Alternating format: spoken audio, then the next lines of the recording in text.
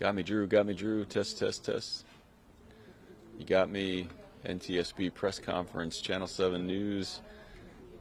How is everything sounding?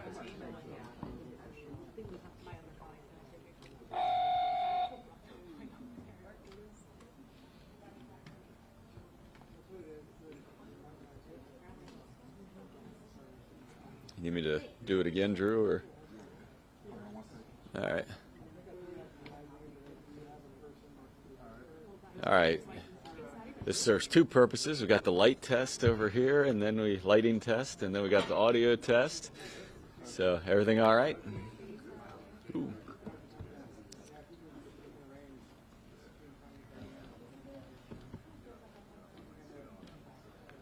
That work for you?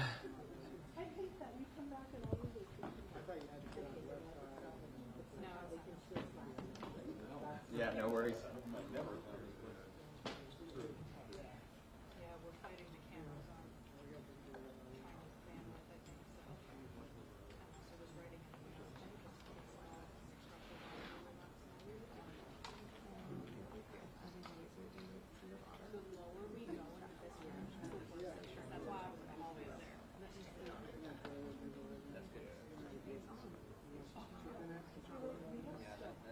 Yes, we were just talking about that.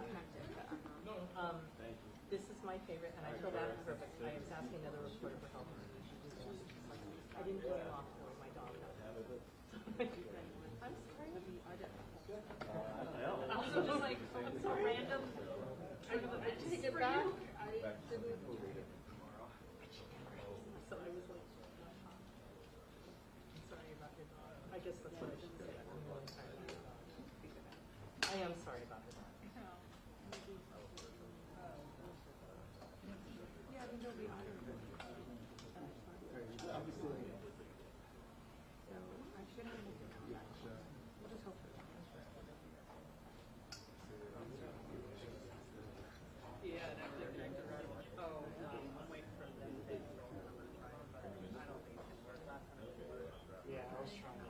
I did actually get it connected by over TV. It might not have it.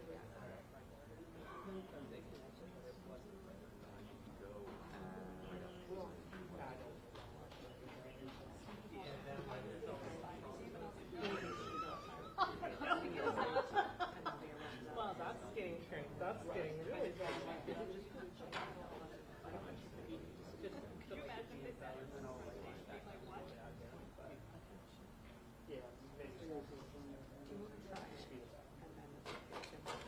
We'll move you outside and we'll just deal with the cut. We don't have cuts. Yeah, I don't have a question. Yeah. You're going to be in this.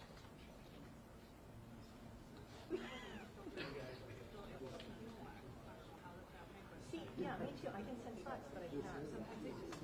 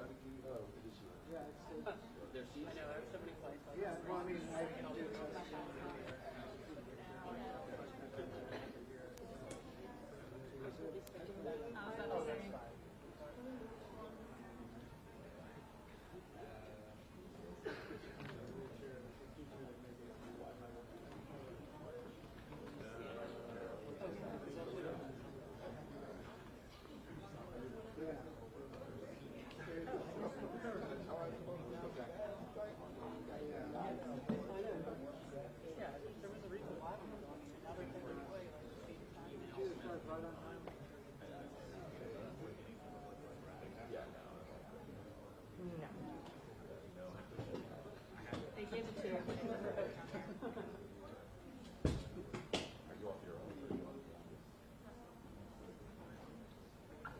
It's working on my phone, but not my laptop. 2-minute warning. Thank you. Oh, wow. Wow, she's so there.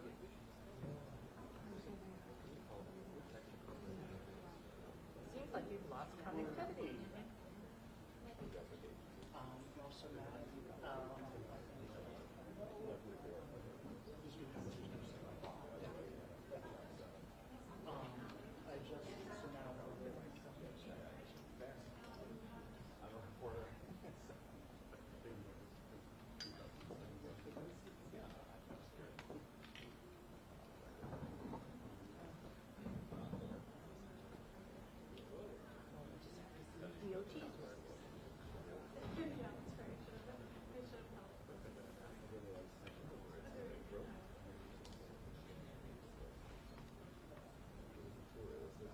Oh, weird. It works on the laptop.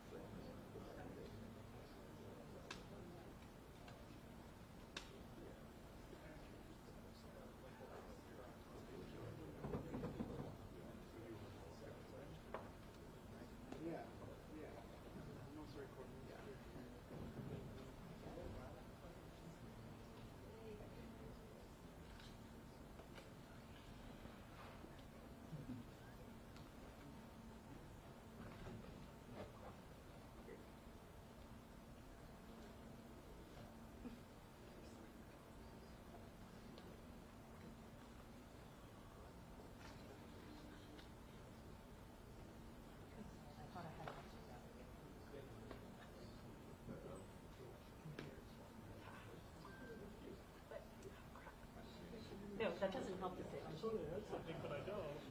I think no. Until my computer does.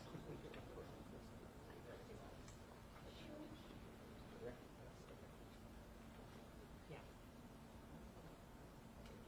I'm going to be the person who like when it comes to it, it's the go bag. Like, oh, the water. Yeah, the big event. I think because I put it on first, right, and I should move it next time. Thank you.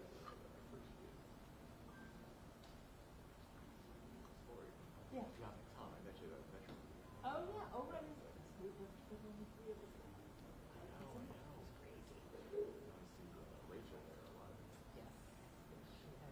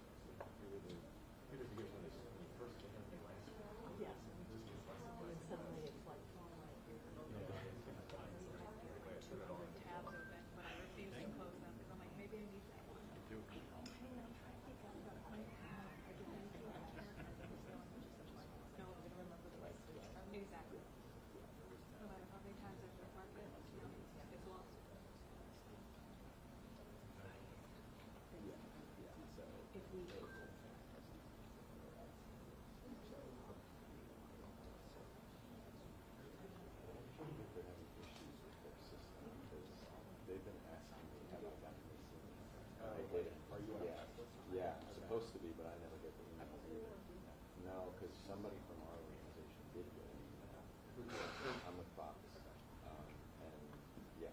So every time they send something, I text them, hey, did you get that one? Well, maybe it'll get fixed.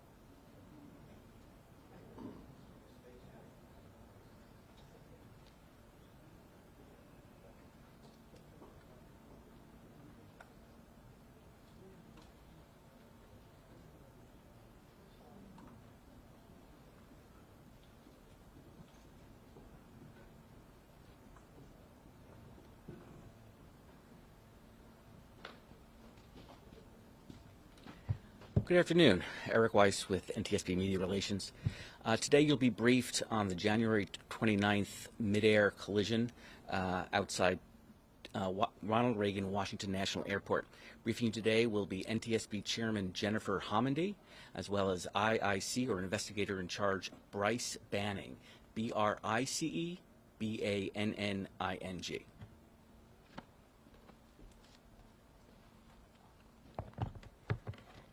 Good afternoon, and thank you for joining us. Today, we're issuing our preliminary report of the midair collision involving a U.S. Army Sikorsky UH-60 Lima, or Black Hawk, and PSA Airlines doing business as American Airlines Flight 5342 over the Potomac River in Washington, D.C. on January 29th. As a reminder, our preliminary reports are just that. They are preliminary. We still have a lot of work to do in this investigation, so the report contains only the facts that we're able to validate and release at this time.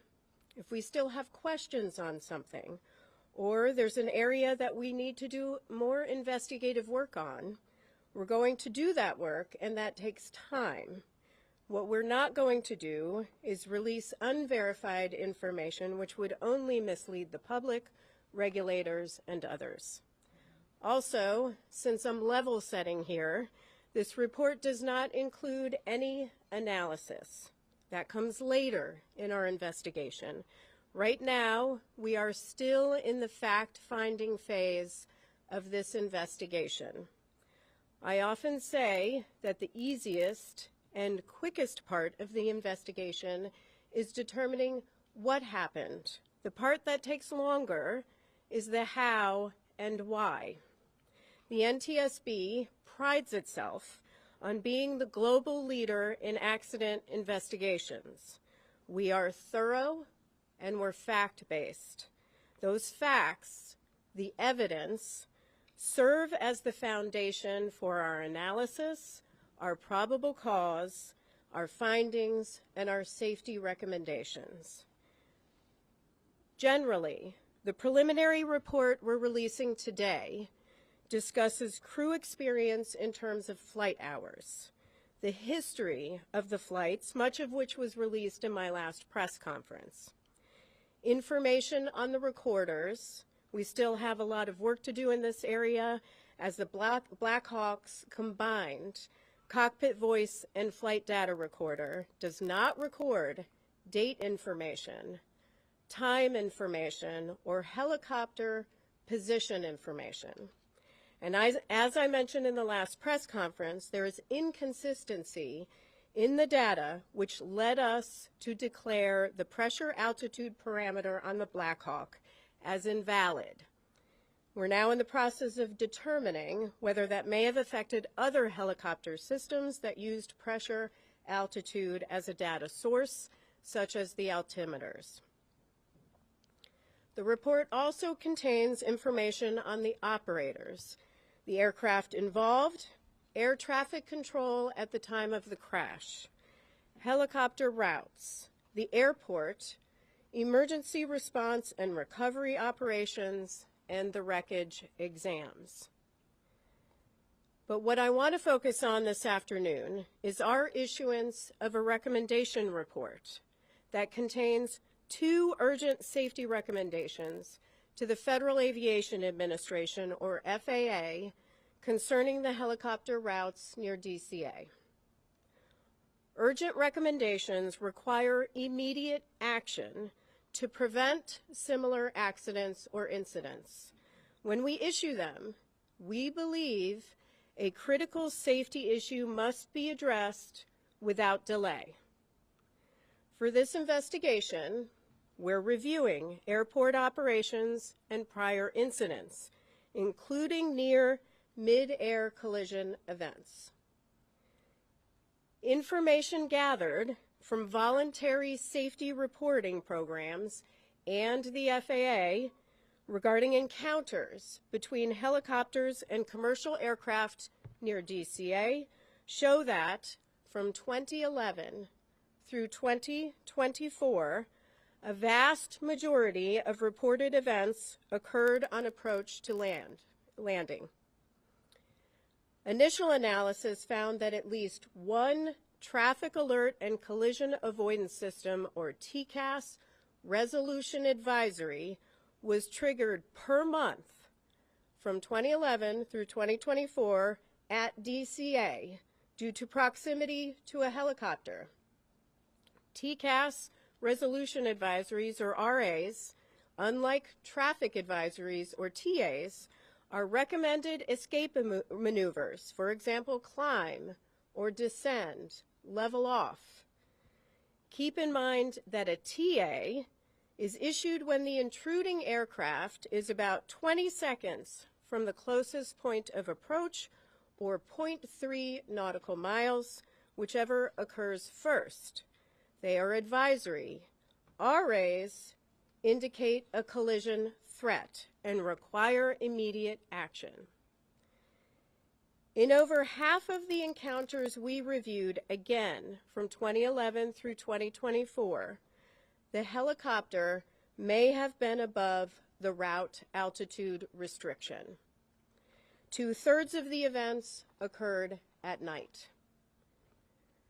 We then reviewed commercial operations at DCA and found that between October 2021 and December 2024, there were a total of 944,179 commercial operations at DCA.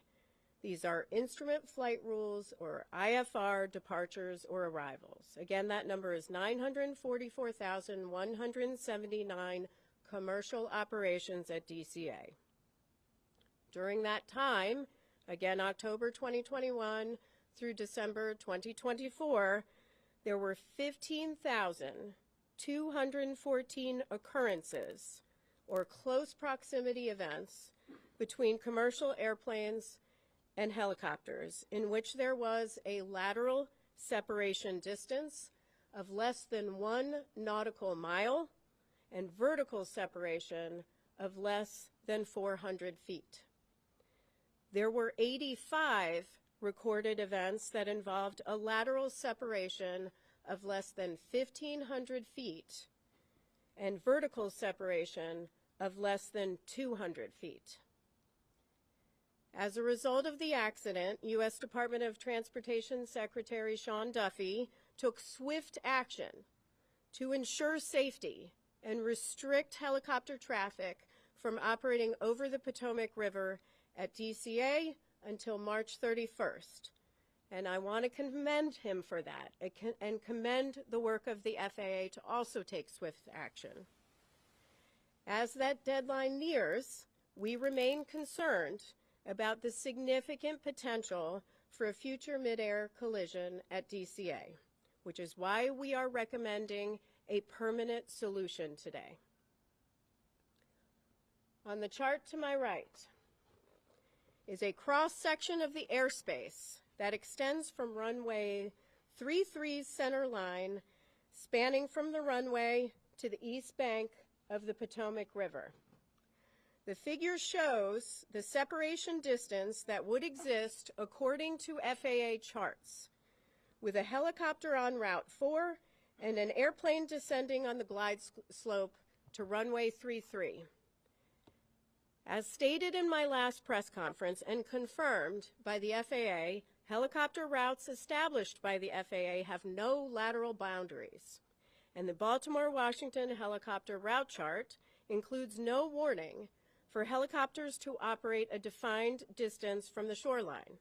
So this shaded region right here represents an approximation of the area in which helicopters could be flown.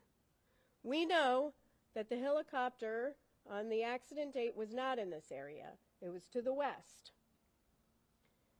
But at the maximum altitude here of just 200 feet, a helicopter operating over the eastern shoreline of the Potomac River would have just 75 feet of vertical separation from an airplane approaching runway 33. 75 feet.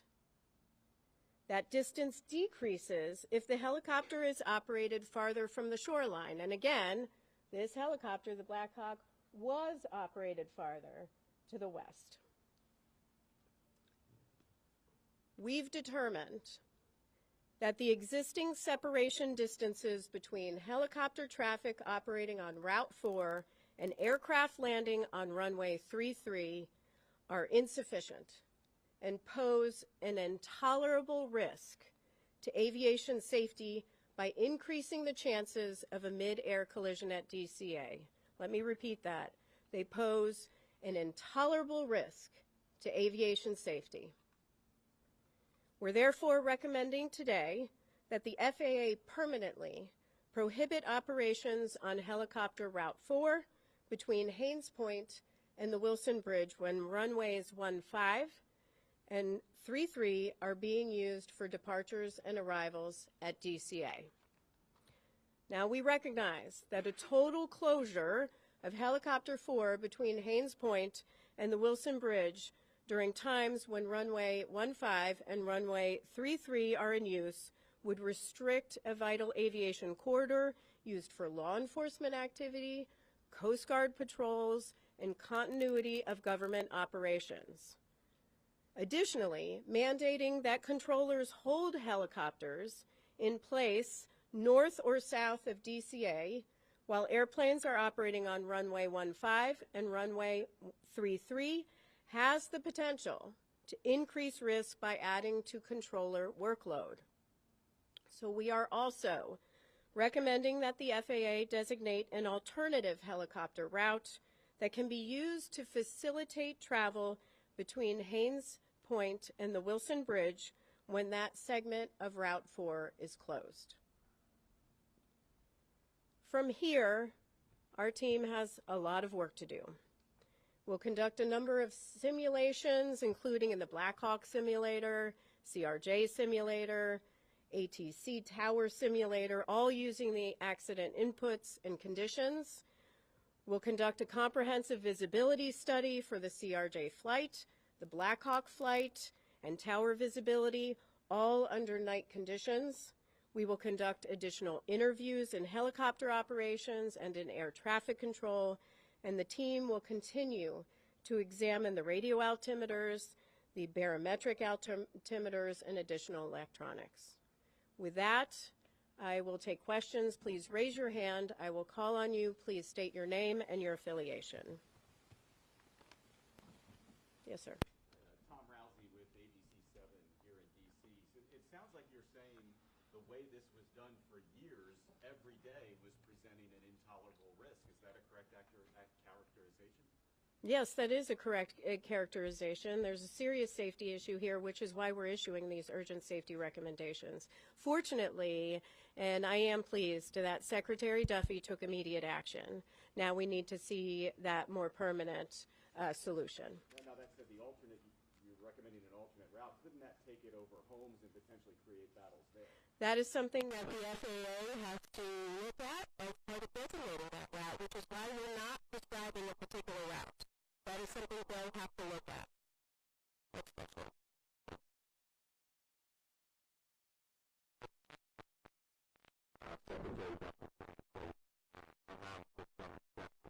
Are you saying today that those exceptions should be removed and no helicopters should be able to fly on that particular route?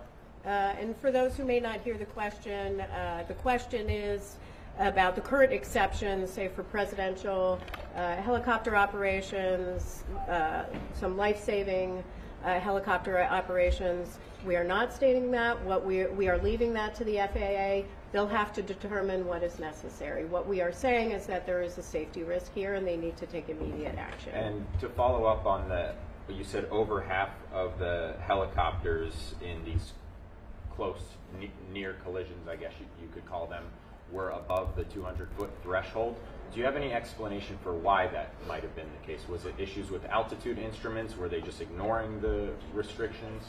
The question is about the half that we believe was over the altitude restriction for the helicopter. We'll look at that as part of our investigation. Thank you. Pete. Please characterize how close a margin of 75 feet is, and then how angry does it make you that it took a fatal crash, the first fatal crash in the United States in decades, for that to expose this issue that was clearly baked into the airspace here? Well, the question is, could I characterize how close 75 feet is and whether this makes me angry? First, 75 feet is very close. That is far too close of a proximity. We have stated it's an intolerable risk to aviation safety. And we have called on DOT, FAA to take action. With respect to how angry it makes me, it does make me angry, but it also makes me feel incredibly devastated for families that are grieving because they lost loved ones. It shouldn't take a tragedy like this to occur. Unfortunately, one did, and so we are calling on action, but there clearly were indicators where safety trending could have occurred. Fortunately, we have a secretary in place that is taking safety very seriously, but it shouldn't take a tragedy to require immediate action. Would you call this an oversight, given the proximity of the glide path and the helicopter route? The question is whether I would call this an oversight. I would call it, I mean, it's stronger than an oversight, right? The data we have pulled is from a voluntary safety reporting system that FAA could have used any time. That data from October 2021 through December 2024. They could have used that information at any time to determine that we have a trend here and a problem here and looked at that route. That didn't occur, which is why we're taking action today. But unfortunately, people lost lives and loved ones are grieving.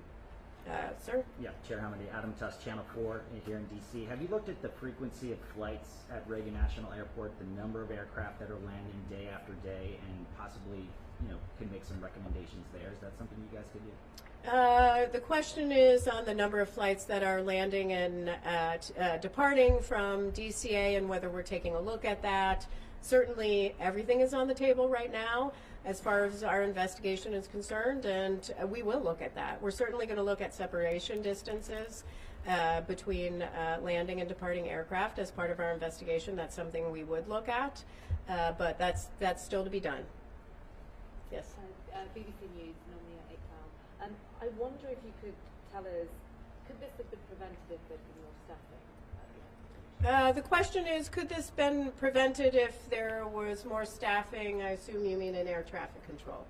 That is part of our investigation and is part of the analysis phase of our investigation. Right now, we are collecting facts on air traffic control. In our preliminary report today, we will mention that there were 5 controllers on position.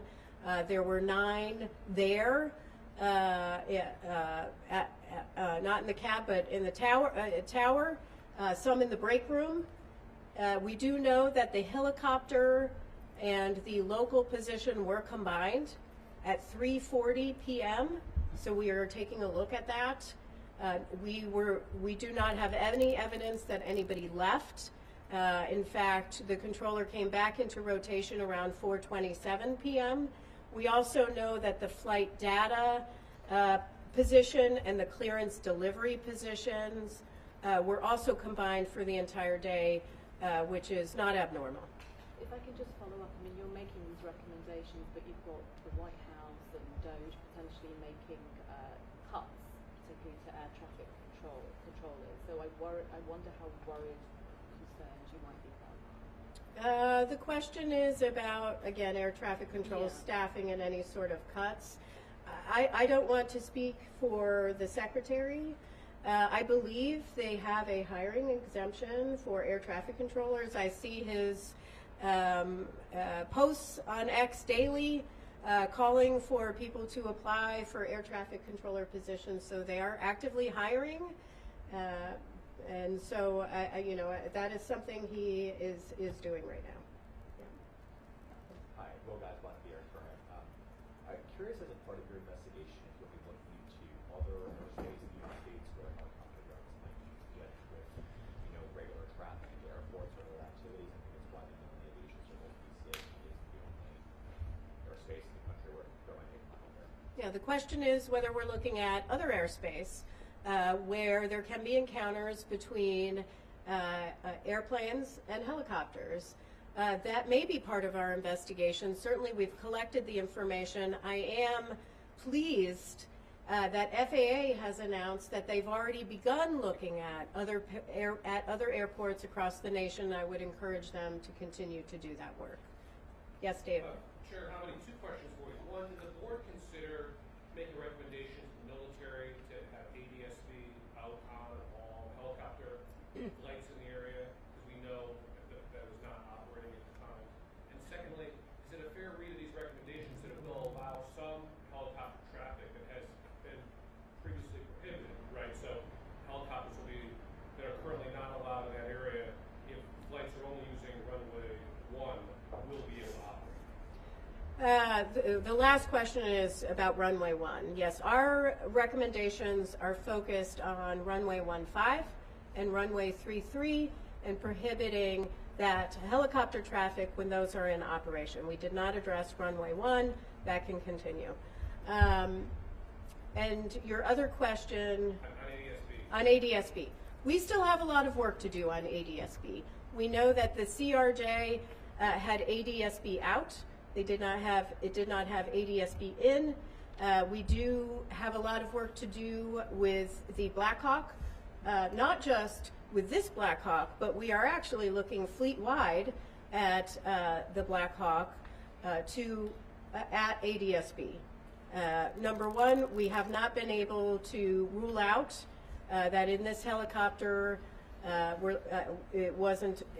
we're looking at whether it was installed correctly, whether it was programmed correctly, whether there was some sort of malfunction, or whether it was turned off. But we're not just leaving that to this helicopter. We're looking at it more broadly to really understand how the Army deals with ADSB.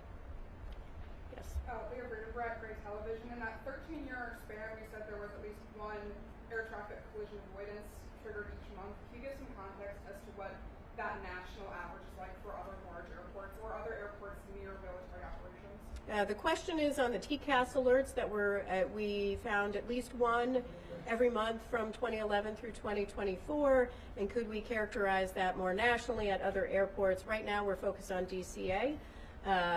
FAA is looking at other airports, and we are pleased with that and encouraging them to do that. We also may look at other airports as part of this investigation. 2 more questions? Yep.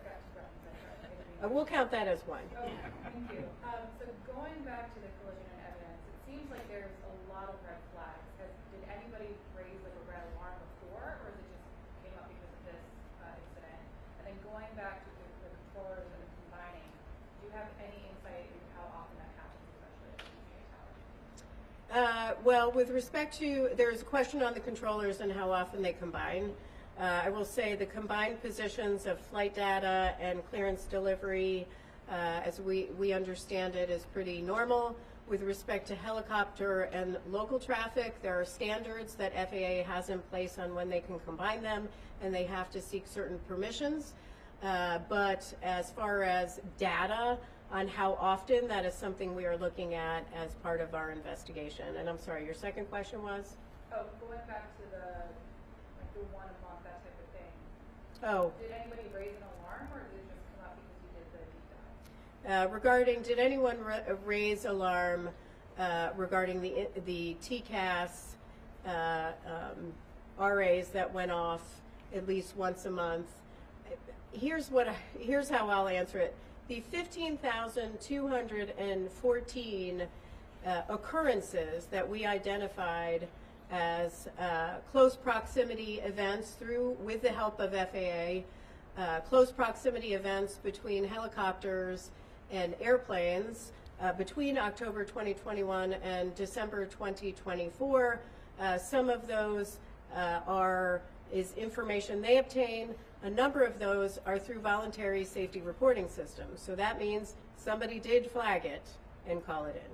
Is that the NAS or the FAS, or what's the reporting system for that? Well, ASAP reporting system? Yeah, it's the ASAP reporting system. Next question. Yep. Max Marcelo from DC News Now. You mentioned that there was a risk if these permanent changes were not put in place. What would your message be to the many people flying in or out of DCA today and in the near future? Well, today, though, with the exception, the question is, what is my message for people flying in and out of DCA? I assume you mean about safety? Yes. I just flew with my daughter out of DCA on a CRJ with PSA Airlines. Aviation is incredibly safe. DCA is where I always fly out of. I say often that your biggest risk is in your personal vehicle when you're going to and from the airport. Aviation is safe. However, there are safety issues and areas where we need to improve to make sure that we are at zero. And so that is the role of the NTSB in investigating. This is why we issue urgent safety recommendations. Thank you very much. Thank you very much.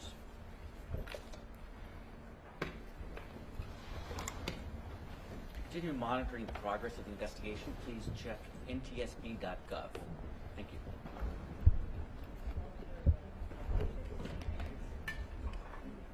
Hey, Eric, can we stay here for a bit? Yeah. Okay.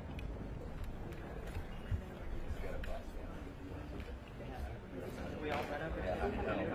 There's going to be a surge. I have. Oh, table. Oh, thanks.